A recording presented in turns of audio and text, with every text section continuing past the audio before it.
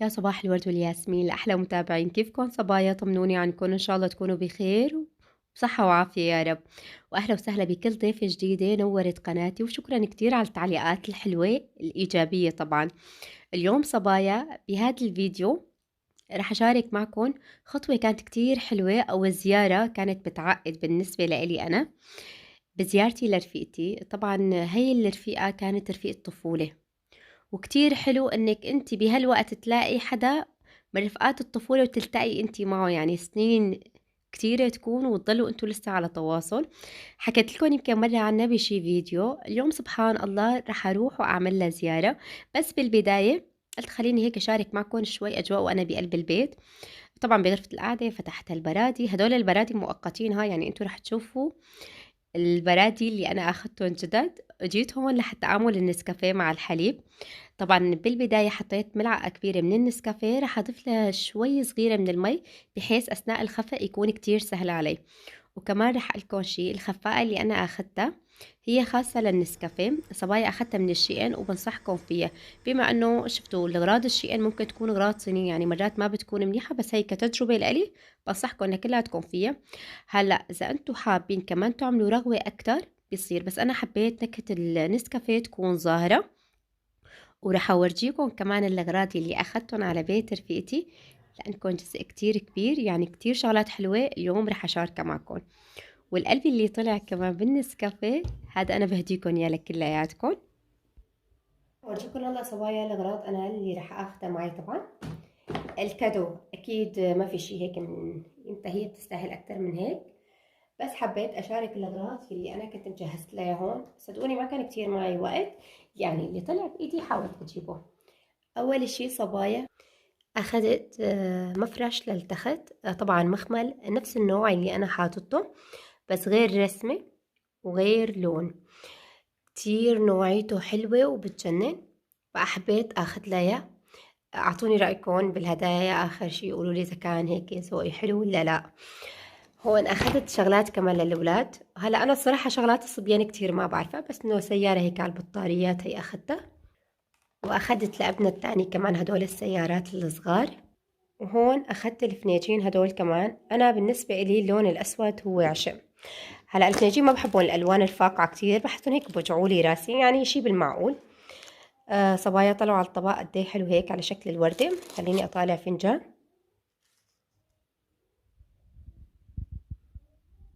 طلعوا اللون يا سلام.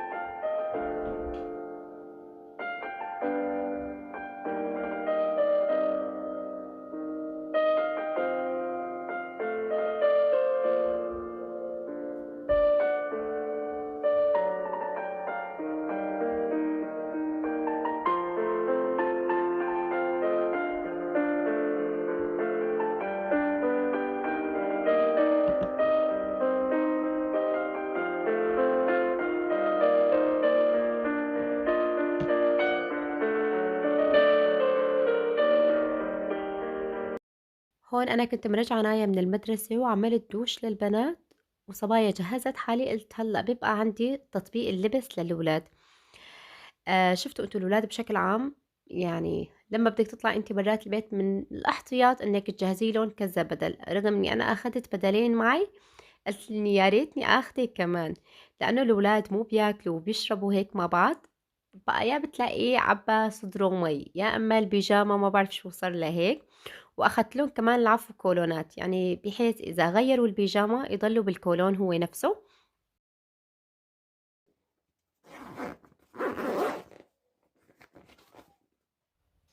وهيك انا بكون انتهيت صبايا من الطبطبه. جهزت اغراض الاولاد كلياتها، الاغراض اللي انا بدي اخذها. طمنت على كل شيء يعني الحمد لله. اخر شيء جهزت حالي، قلت خليني هيك قبل ما اطلع كمان ورجيكم الشكل كيف، اذا الملفح لي بقلي كيف طالعه، لانه رايكم بيهمني بكل فيديو. ويا على الملفح قلت راح احط الشنطه هاي، حسيتها كتير راح تكون حلوه. والبلوزه من هون بتجي فلو عريضه هيك نفخ عم بتكون، وطبعا من قدام بتكون طق. حطيت البنطلون فيها. اعطوني رايكم انتم كمان اذا كان حلو ولا هون لا. وصلنا على البان هوف، لانه القطار ما كان باقي له شغله دقيقتين ثلاثه. أكتر شغلة زعّلتني وخلّيني أكون صريحة معكم، إنه مصطفى طبعًا رح يودّينا ورح يرجع هو، لإنّي أنا رح أجتمع برفيقتي، طبعًا جوزها كمان ما كان موجود، يعني لقائي رح يكون معه. حسّيت في غصّة يعني لمّا مصطفى هيك ودّانا، وبنفس الوقت هيك عم بيودّع الولاد، يعني حسّيت شوي لحظات هيك مؤثّرة عم بتكون.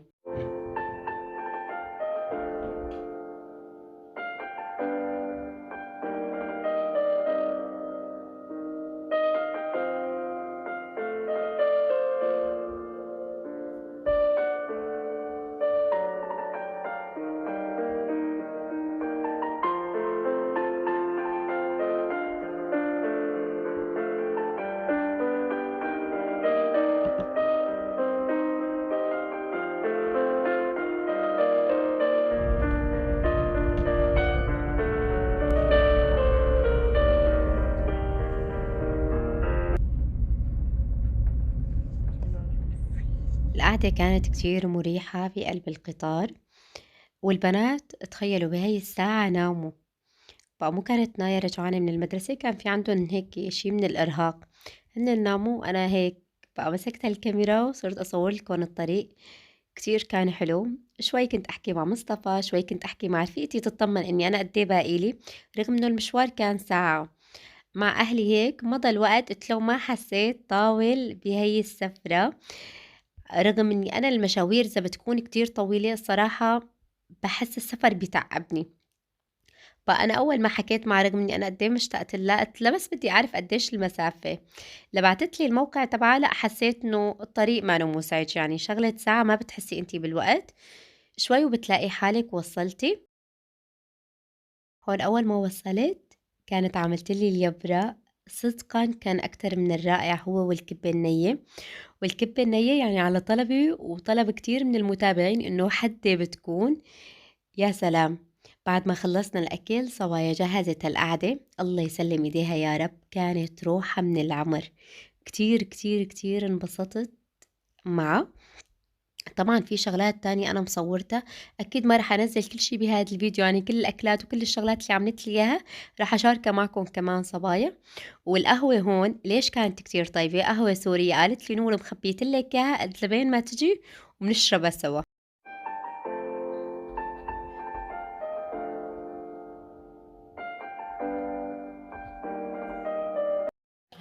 هلا بدنا نخربط الكاسات وانا بسألكم كل واحد بالدور آية بعدين نايا بعدين زين. اوكي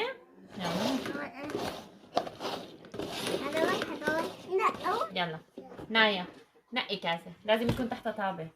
بسم الله الرحمن الرحيم. يلا زين. يلا آية.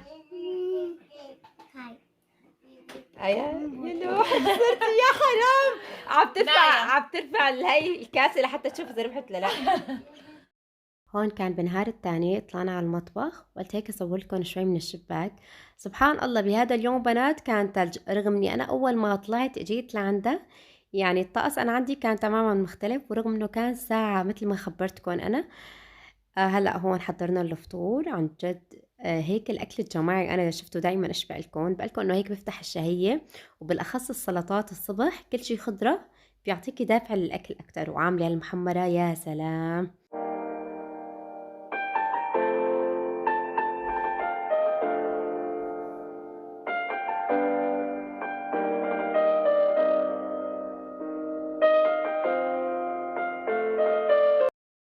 هون صبايا نزلنا لحتى هيك تفتلني شوي بالمنطقة عندها.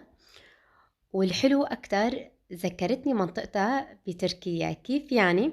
الشوارع مو صغيرة بتكون والمنطقة هي بالأساس صغيرة، يعني نحن فتنا على شارع تخيّلوا كل المولات وكل المحلات موجودة فيه.